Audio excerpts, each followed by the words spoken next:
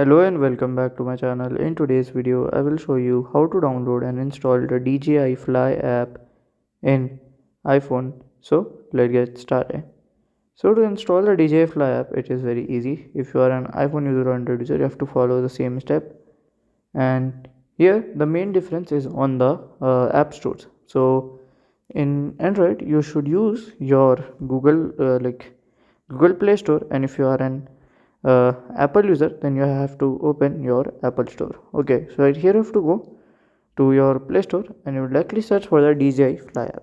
Okay, DJI Fly. So here you can see the DJI Store and other apps. You can see Remove Fly. So from here you can see here DJI Fly app. You can directly click on the install button and it will automatically download and install the app in your device.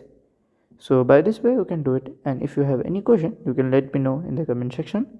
And if you find this video helpful, make sure you like, subscribe, share the video. Thank you for watching.